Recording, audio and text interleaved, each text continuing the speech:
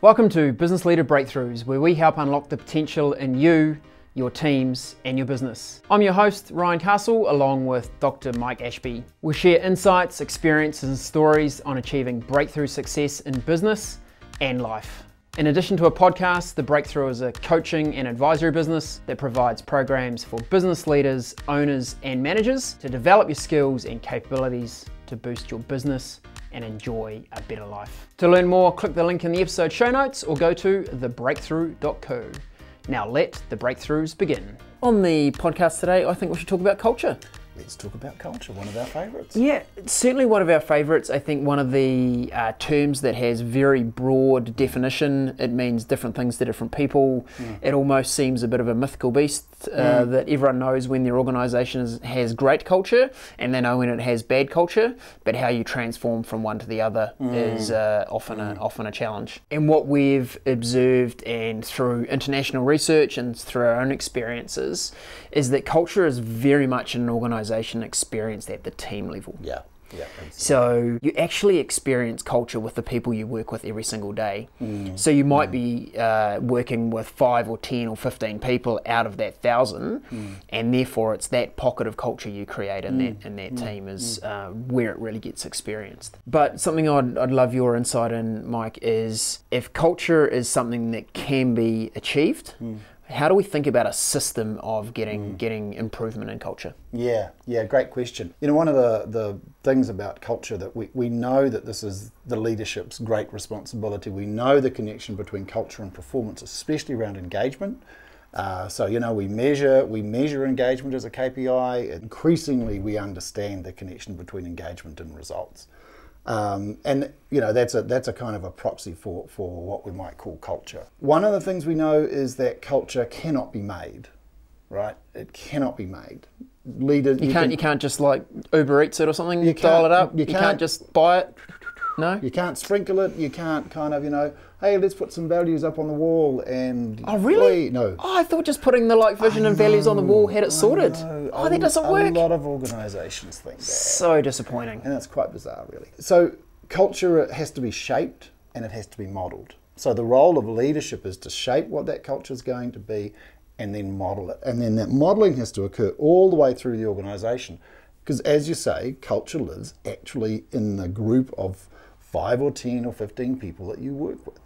So it's, you know, on the pyramid of most organisational structures, culture is either there or not at the bottom of the organisation, on the floor. That's where it's going to matter. Yes. And most importantly, we know the connection between culture and customer experience. Oh, yeah. And it's so often our frontline team members that are most connected with the customer. Yeah. So if we can have great culture and great engagement with our frontline people, then we get great customer experience, builds customer loyalty, you know, helps us grow a more profitable business, allows us to invest in our people again, you know, so it's this recurring. A virtuous circle. It's virtuous when it's going really well. Yes. And equally it's a downward dirty spiral if it's going wrong. Yeah, that's right. So how do you kind of systemize it? How do you systematically work on it? And I suppose reflecting on our experience with our active leader programs, our system is once we've done the kind of content in the first part of the program is actually how do we keep that going? You know, whether people get such a great result from it, they go, oh, that's fantastic. How do I keep it? I don't necessarily want to go to the next level, but how do we kind of bed it in? And that's such a good question. It's how do we do these fundamentals? Because it's so often the case that people just forget.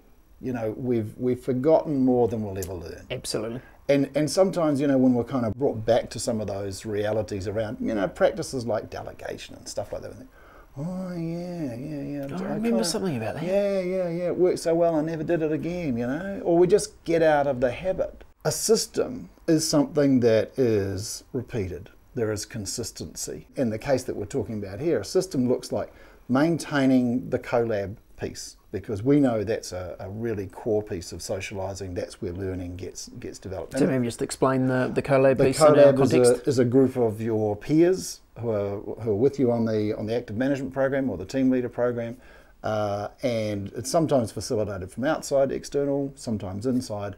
But that group is where you discuss the exercises from the program. It's where you take the content that you get and kind of make it real to you. make it real inside your business. You customize it to your organizational experience.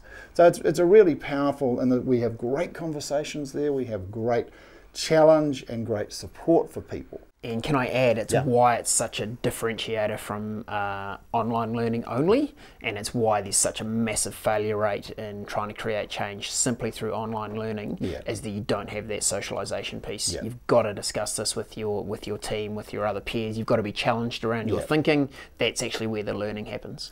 And the frequency is why it's better than just workshops. Because once you've done a workshop, the access is gone.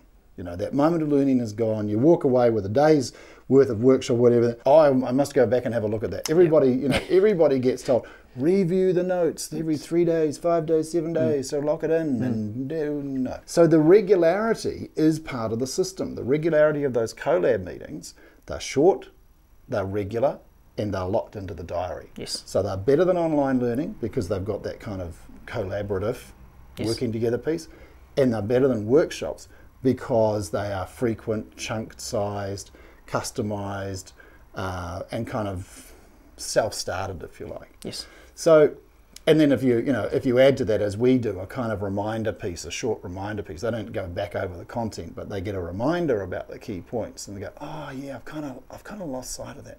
And then they have a discussion about what they've learned, and then they have a discussion about the challenges they have with that, and then they work together to kind of work out how they can do this better and hold each other to account. So what's of interest to me in all of that stuff is when we think about culture, we think that there are really it boils down to 3 really important things.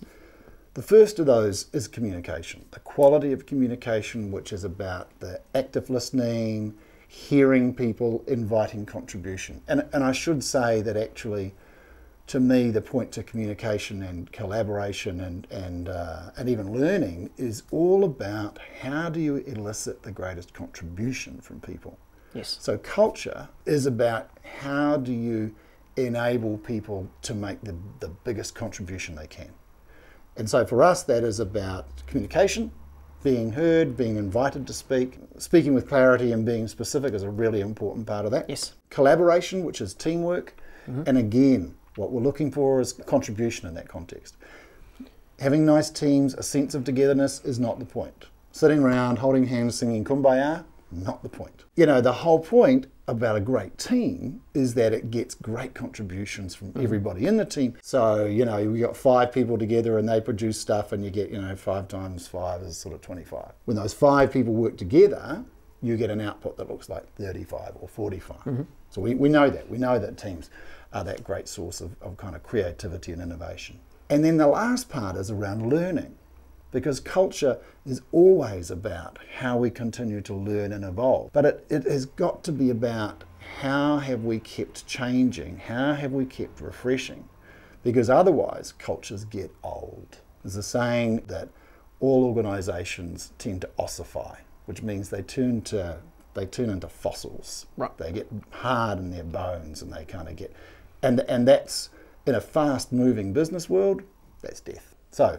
learning, communication, collaboration, what's your system? Our system is a monthly meeting with some fresh content, a bit of a reminder about some of the fundamentals and to recommit to practice. That's a system that just runs and runs and runs and runs. And I think the learning piece is, learning's not always new. No. Learning is often a recap of what we've already become aware of, that we may have got really good at and now we've just lost the edge around it. And it's why we see our sports people and our artists and our musicians, they don't always go to the most complex thing. They go back every practice and they do some fundamentals. They do the fundamentals. Every single time they retest, re-embed those fundamentals every time. And that's what we have to do in our organisational culture as well to keep that happening. And it's like any great performer, be it the All Blacks, because we'll mention them, or Roger Federer or anybody else like that, is their skill at the fundamentals. And that skill comes from rehearsing and rehearsing and rehearsing, doing it right over and over and over and over and over again. They have systems to practice those fundamentals. And I think what we often do is actually teach people about what they already know. And that just helps them unlock, oh yeah, I knew that. gee, I used to do that. I don't do that anymore. I know that, but don't do it at all, or never have. So I think part of that learning environment is encouraging, which means to give courage, and enabling people to do what they know they should be doing anyway. Spot on. Great job, people. Get out there, build some organisational culture. We'd love any feedback, questions, comments. Share your experience of organisations that you've observed have either built really positive or negative culture and what you've seen. Yeah, I'd love to hear about people's own systems for shaping culture, because what we described was just a system. It's our version of it. We know it works. If you've got a good culture, you've got somewhere in there a system for continuing to shape and evolve that. Love to hear about that. Thanks for joining us. Cheers.